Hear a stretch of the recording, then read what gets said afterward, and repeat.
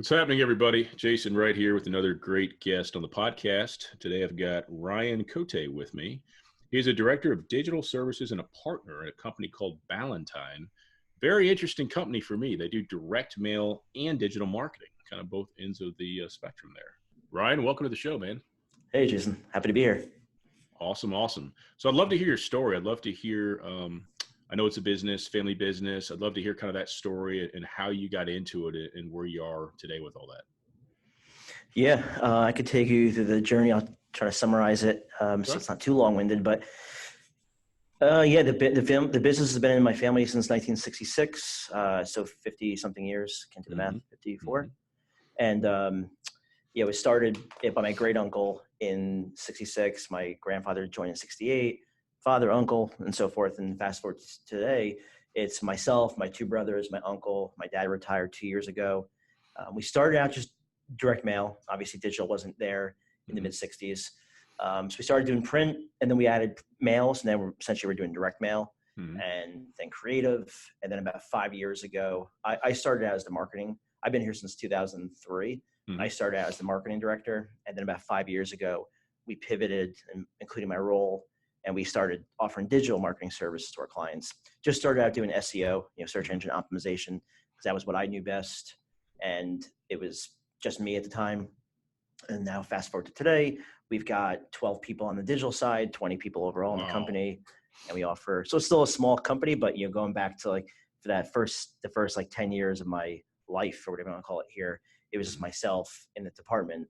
To have a team of 12, it's even though it's a small company, it feels cool to me. That's awesome, man. I love it.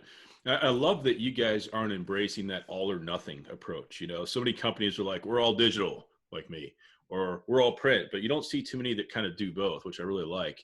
It's kind of like a tribute to what I think you said your grandfather started. Is that right? Great uncle. My grandfather joined 2 years ago, but yeah, my great uncle. Well, it's like a tribute to what he started, and then you kind of said, hey, there's some opportunities here that we should be paying attention to also. So that's beautiful. Yeah, it's the way we're trying to evolve. I mean, direct mail is still an enormous part of our business. And honestly, it's really like two companies, and we're under one roof here.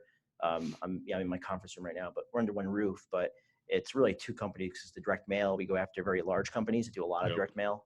And then on the digital side, it's more small business, not like one person small. There's nothing wrong with that. I mean, we work with more like 10 to 30 employees, contractors, dealerships, believe it or not, that's a growing market for us. Manufacturers. Yeah, they spend a lot of money. Dealerships? Yeah, they do. Yeah, and they utilize all our services, honestly. So I know when we bring on a dealership client, they're going to need direct mail, they're going to need creative, they're going to need digital. So it creates this buzz where everyone's working together, and that's what I like. Yeah, very nice. What's funny is I'm in the Indianapolis area, and I've got a client, he buys ActiveCampaign from me. I resell that. So he's still a client there, but they do essentially flipping homes.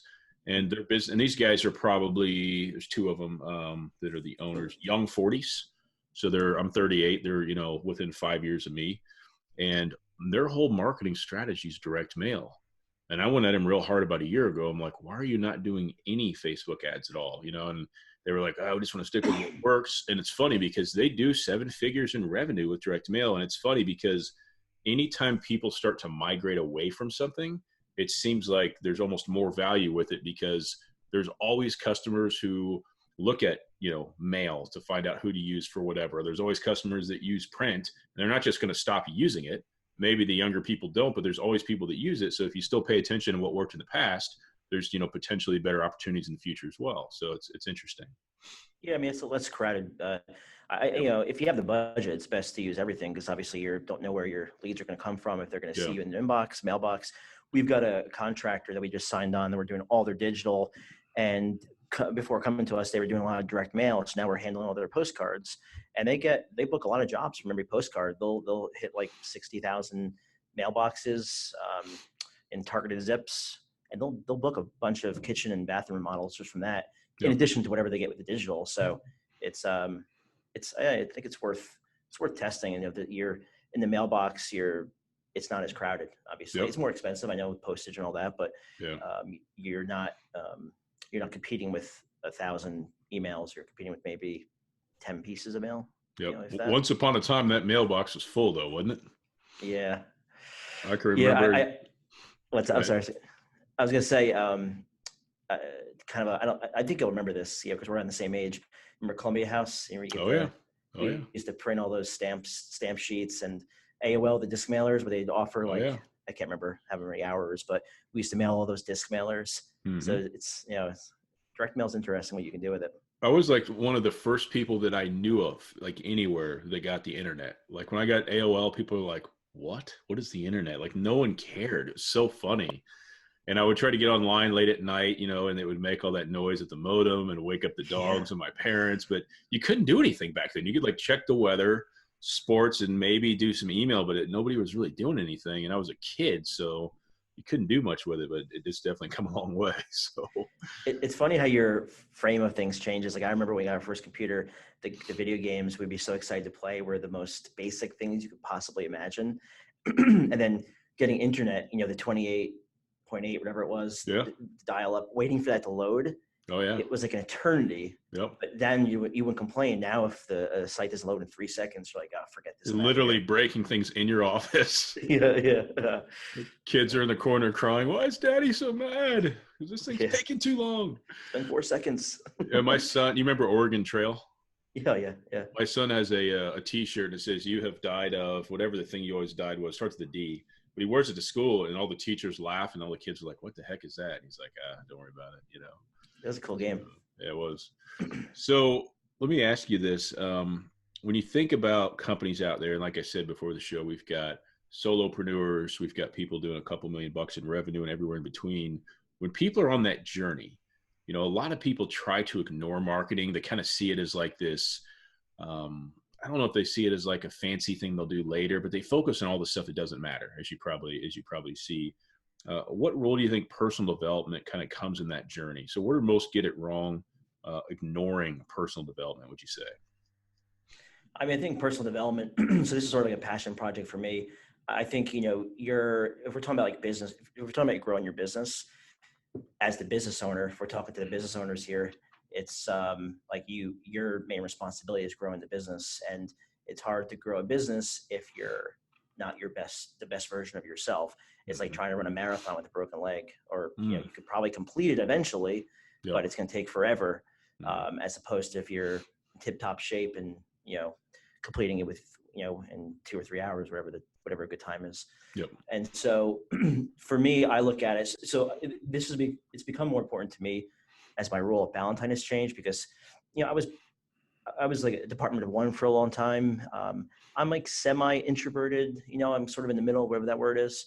I've had to, as we build out this team here, I've had to try to, turn myself into a better leader, a better version of myself. And I've always sort of gravitated towards self-help type personal development. We're in the process of selling our house, and I was cleaning out my attic, and I came across all these books that I had read many, many years ago. And I was like, oh, that's right. I've been at this thing for a long time. I forgot I had an interest in, I forget what the books were, but personal development.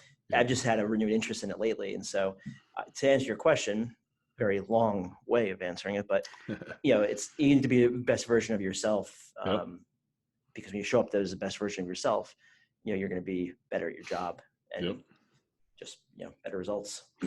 I love that answer. I love everything you just said. Let me ask you this, kind of along the same lines. Where do you think most people getting started do it wrong with marketing as well? So I kind of talked about that, and then I got off track there, which is the way my mind works. That's how I roll. But what do you think most go wrong, kind of ignoring their marketing getting started as well?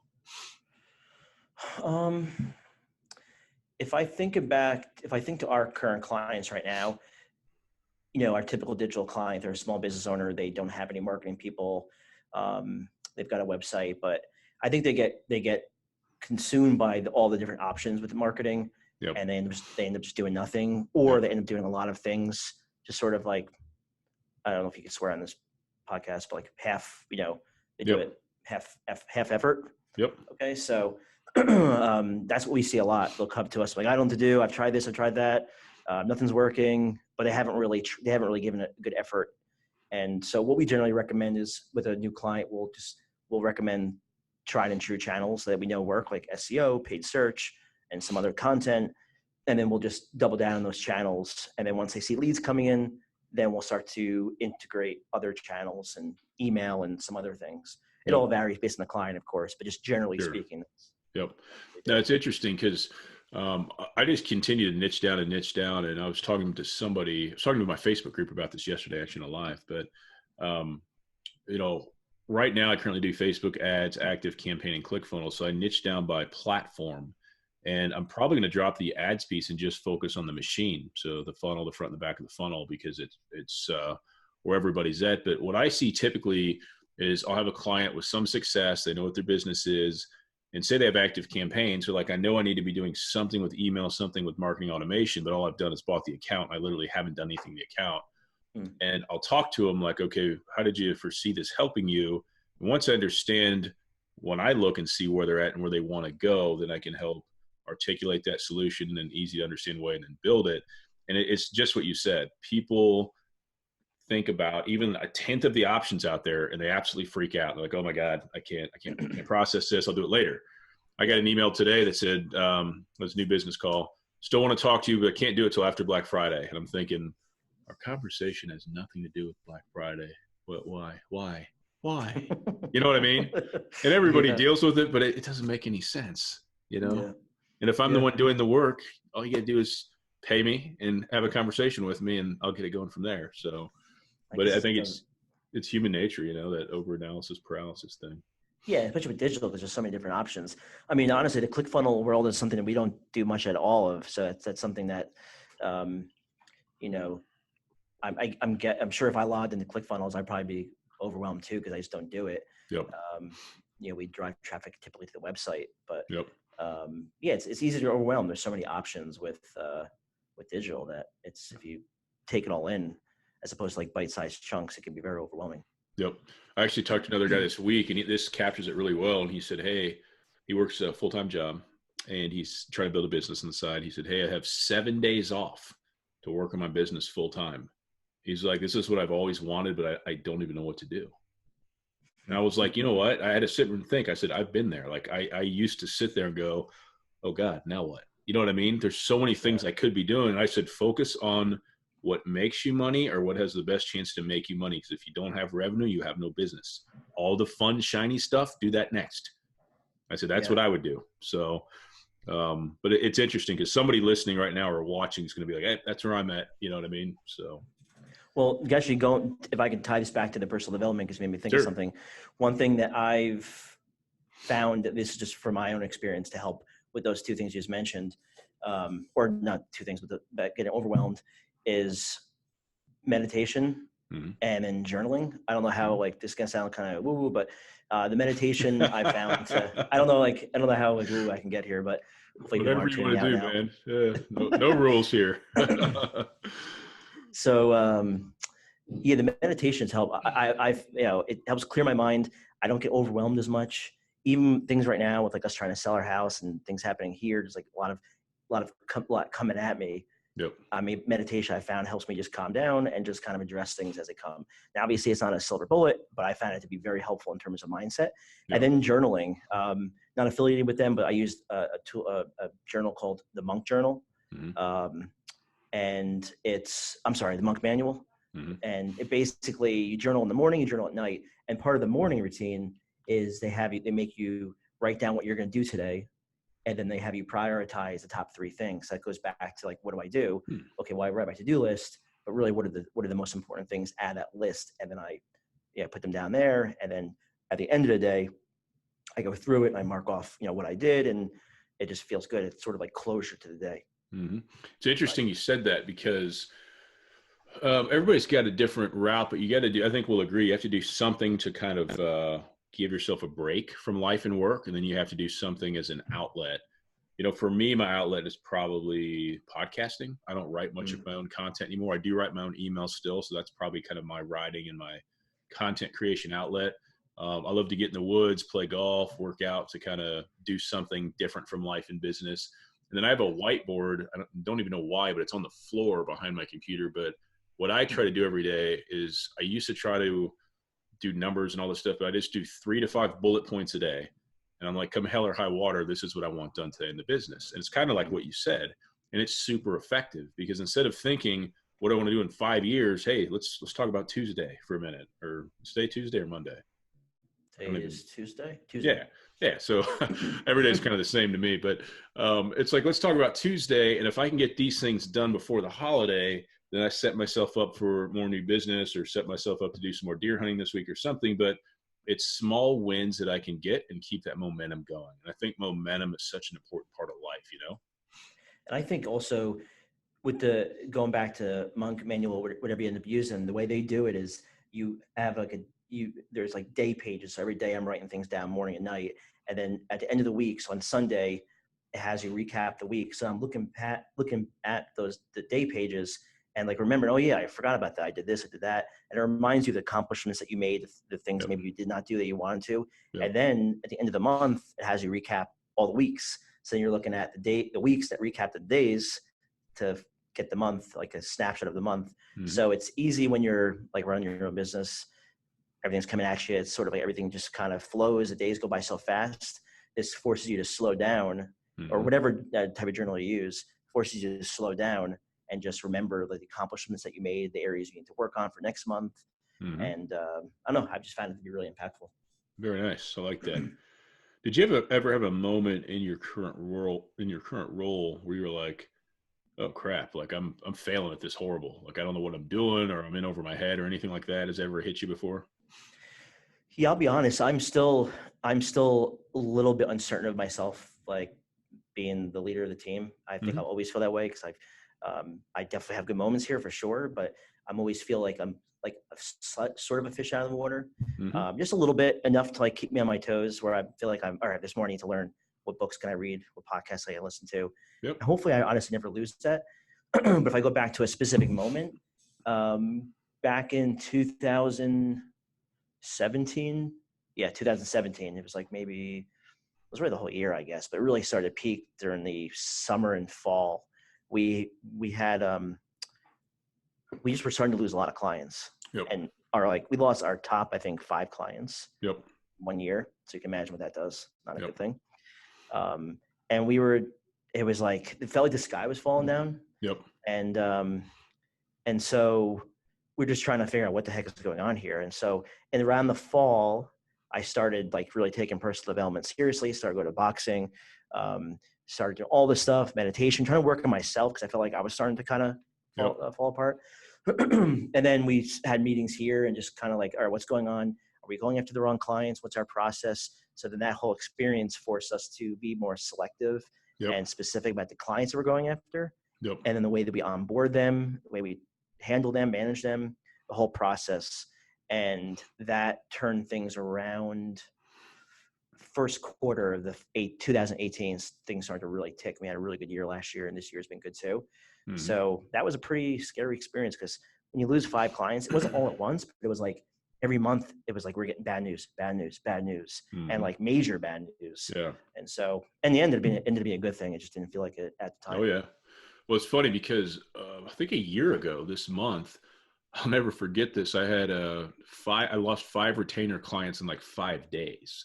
And I'm not a big business. I'm a lot smaller than you. So it was, I had my wife in here like, should I start getting worried yet? Like what's happening? And I was like, here's what's weird is none of them have anything to do with each other. But the fact that we're in this position where we're this vulnerable right now is a problem. Like I've got to make sure that I have more income streams and more diversification. And like you said, have a better process moving forward. But what is that process? So one thing I found is, I don't want needy clients. Most people don't. One way to cure that is raise your prices. The best way to get rid of the baby bird type client is get higher prices because there's a correlation. If people have money and they hire you to do what they want to do, the person I love is the guy that's too busy or the gal that's too busy to ride me and drive me nuts. They just trust me and we connect once in a while. It's a great client. The other piece was I wasn't using contracts for my retainer clients at the time. And I was getting blindsided. People were making up excuses and taking off. And I was like, oh man, that's a problem. And then just becoming less dependent on, one income stream in my business. So the good thing about what you said and what I said is we've both been battle tested. And I think as entrepreneurs, a lot of people get the opportunity to jump into something or even have a lifeline that they never really feel that fire. They really never feel that, oh crap, this could get bad. And I think everybody should, because being battle tested lets you know what you're made of. And like you said, it lets you know what you need to work on and how you can be better. So. Yeah, I think definitely tough situations make you stronger for sure.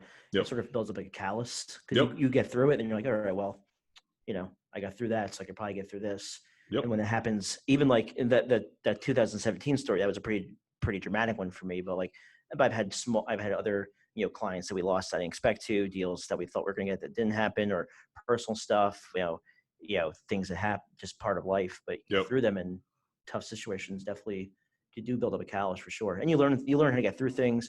You learn to think a little bit differently. It just changes things. It changes you, honestly. Yeah, and one thing you got to remember is, for most things we're talking about here, there's always a solution. Sometimes you might have to take a new perspective or a different approach, or you might have to step out of your comfort zone in some way, but there's always a solution. So you can't panic. You got to look at it for what it is and stop the bleeding, and then say, how do I rebuild better and stronger? So one thing I would say, Jason, too, like, and this is something I take away, actionable advice as a takeaway, is what's been key for me the last 2 years too, is I joined a mastermind. And it's basically just, in my case, it's a group of, there's a dozen of us. The group overall is about 150, but my specific group is at 12 of us. We meet every week. There's Zoom like this. Actually, I'm at a meeting today with them, and we read books. We meet twice a year in person. Every week we're going over stuff, man in the middle, personal, professional issues, whatever, doesn't matter. And that's been enormous because, you have people to bounce ideas off of. They have different experiences. It's been night and day. I got my friend to join about a month ago, and he's already like, wow, this is like the best thing I ever did. So I think mastermind, and obviously like Napoleon Hill talked about masterminds in his book. So like, this has been around forever, but it's been really key. Yeah, it's really powerful because one thing that I've experienced, and you hear a lot of people talk about, is how lonely entrepreneurship can be. And my wife, not an entrepreneur by trade. My family don't really get it.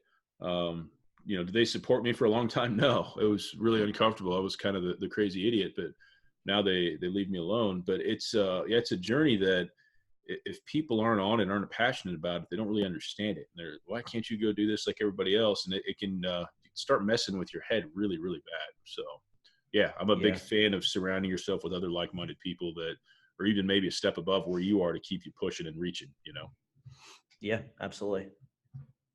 Let me ask you this. So you've been in your role how long again? I've been at the company since 2003. This specific role now for 5 years now. Okay. Director of digital for 5 years, and I became one of the partners 2 years ago once my dad retired. Okay. So let me ask you this. If you could have a conversation briefly with a past version of yourself, say from 5 years ago, what one piece of advice would you give yourself, you from the future to the past? Oh boy. I would tell myself to keep working on skill sets that matter. For me, that's speaking, copy, writing, copywriting, speaking, sales, keep a mindset, those 4 things. I don't think there's anything else. Those are the things for my particular position here and my life, I guess, where I'm at my life. Those are the most important things. So keep on working on those things. Keep on improving on yourself. Keep improving yourself every day. Don't worry about the big pictures. Like, focus on like the present, the day you have, like right now, because tomorrow's not guaranteed. Yesterday doesn't matter. So focus on today, making small gains, like that 1%. That's probably, be more present too. Yeah, I like it. Yeah, it's been 18 months when I first started this business, putting so many hours in and having nothing to show for it. Like, my wife would literally be like, what have you been doing the last 6 months? And I would tell her, and she'd be like, show me. I'd be like, I can't. And it was like, what am I missing here? So that's an interesting question, because I'll think of that sometimes. Man, if I could have a conversation with an earlier version of myself, this is what I'd say. And for me, it's like, be patient. Don't worry about the timeline because you can't control it, and focus on the money. That's what I would tell myself. But it's interesting to think about, because most people don't ever think about that. What 3 marketing tips would you offer the audience just in general? So maybe it's about leads, brand awareness, consistency. What 3 pieces of marketing advice would you offer? All right. So let's go with SEO first. Okay. So my SEO tip would be, so link building is still a major ranking factor in Google. Well, here's like tips 1 and 2. First tip is like make sure that you have all the basics down for SEO because it matters now. It used to be all about links. It doesn't matter. It's not all about links anymore.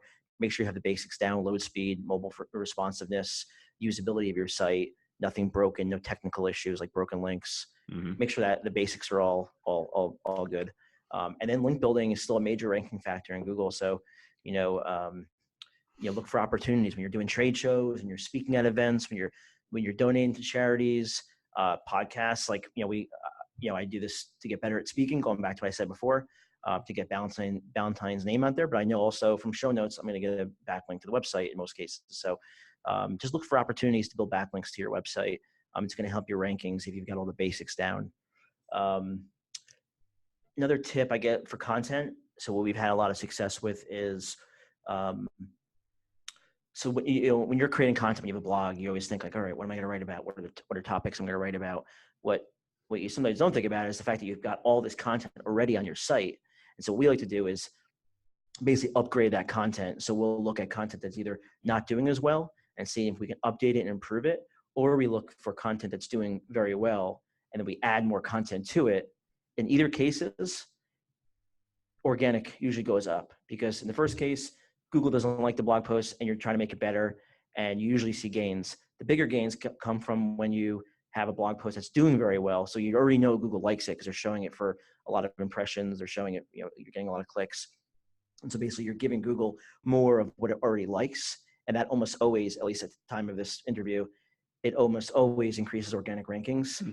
Two important things though, don't, at least the way we do it, don't edit, don't change the URL, don't change the metadata, don't change the existing content, just add more to it. You don't want to change anything because it's already doing well. Just add more to it. That's tip number 2. Tip number 3, I feel like this is so basic, but I see it often, so I just have to mention it. Call to actions on a website. And ClickFunnels, like you're probably very good at conversion rate optimization, but it's common where we'll get a client, and maybe it's just because of the nature of the clients we work with, they just don't know marketing. That's why they're hiring us. But their site just has very little call to action. There's no phone number that you have to dig to get to the contact page. There's no buttons. There's no clear path when they go to the site. It's not obvious what you want the visitor to do when they're on the site. Just that small little tweak, it's going to make everything else you do with marketing, because you're going to be driving traffic. It's going to make everything else more effective, and you'll see a quicker return on your investment with your marketing. Yep, I love that. Tip number 2, I've never thought about adding to something already doing well. I've actually never heard that, but it makes total sense. I love that. Very good. It always works. Very nice. It's always nice when you work with a new client to make that splash that they can see and feel right away, because then it's like, okay, now you get my attention. It's a good way to start a relationship. Yeah. It's funny because marketing, it doesn't always work. I mean, we have a good track record, but it doesn't always work. And sometimes you get a client where you're like, man, I really like these guys. I think they got a good product, good service. I think it'll work. We're gonna do our best. Yeah. And we always try to set expectations. And then when it goes like gangbusters, it's just a good feeling, Yep. Well, earlier when I was talking about a year ago where I had lost these clients, the other thing I forgot that you just said something I maybe remember is something else I learned is I have to set clear expectations up front. You know what I mean? Especially when it comes to paid ads. And I may not even continue doing paid ads for this reason, but some people have this idea that if I do paid ads, as soon as you turn them on, I'm going to be a millionaire overnight. Some people don't get it. There's a process. We got to gather data. We got to see what the data is telling us. We got to move stuff. There's an optimization process, and some people don't get that. But no matter what you're doing, what business you're in, setting expectations up front is so important. It's unbelievable. So I 110% agree with that. I feel like that's part of my main job as I sign on clients. We take on clients that we think we can help. I think there's a good chance that it'll work, but we know that it might not work. And so we always set expectations that it might this might go really well, this might not work at all, or it might work, but it just might take us a while to figure out which channels your target audience reacts to most. And then even get more granular than that. So expectations, especially because, I've got a team here that has to do the work. And so if we take on a client that has high expectations and I didn't do a good job at setting them, but then they're taking the heat in the calls, and it's just not a good situation overall. So. Yep, absolutely. So, what else are you working on this year, Ryan? You're the business. You have anything else exciting? I realize we're near the end of 2019, but you guys got anything else exciting you're working on the rest of this year, or maybe even the first quarter of next year? Yeah, two things. We're trying to get more dealership clients. It's a pretty hot market for us right now. We just got a new one this past week, so we're pretty excited about that. That's a focus for us for foreseeable future. Also, every year we have like different themes for the company, because the digital side is only 5 years old. So if I look back at the way we are doing things this year versus the first year, it's sort of hilarious. Like the first year, it's felt so, and in time when you're in the middle of it, you don't feel that way. You think you're doing a good job, but every year we try to make things a little bit better. And this year, our theme as a team was efficiency. Like, how can we be more efficient with the way we meet internally, with the way we work with clients, the way we handle the services. And then next year, we're thinking that the theme is going to be the client journey. So mapping out the client journey from, how we get them to onboarding them to how we service them throughout the year, how we deliver the results, all that, everything, from start to finish. What does that journey look like, and where are the weak sections, the weak parts, and how can we improve it?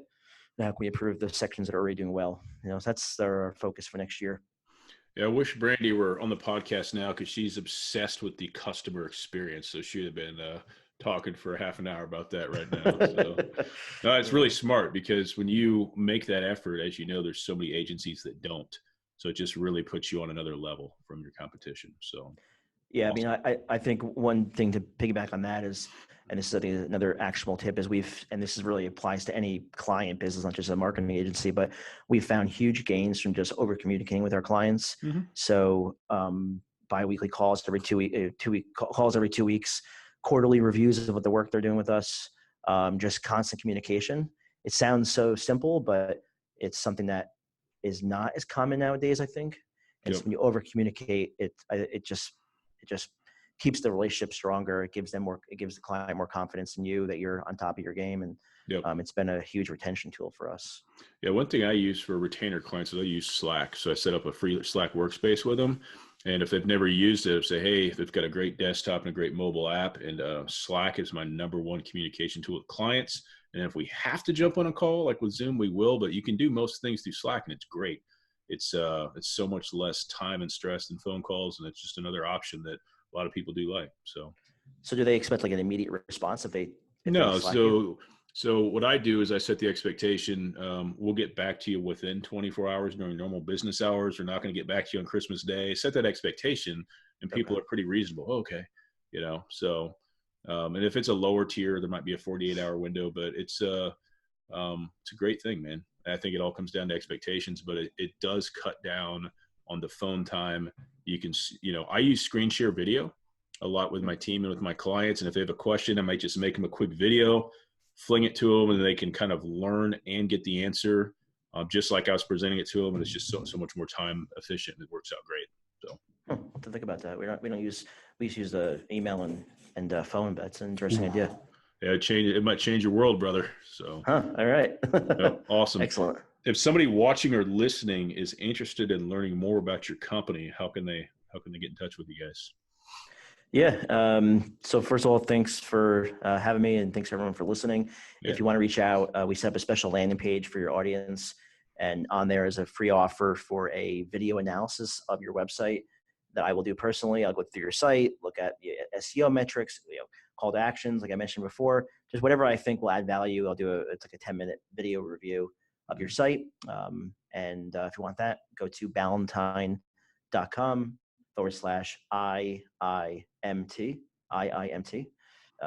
and the offer is there. Awesome, man. Appreciate you coming on. Thanks so much for your time and your expertise. Thanks, Jason. Yep. Talk soon.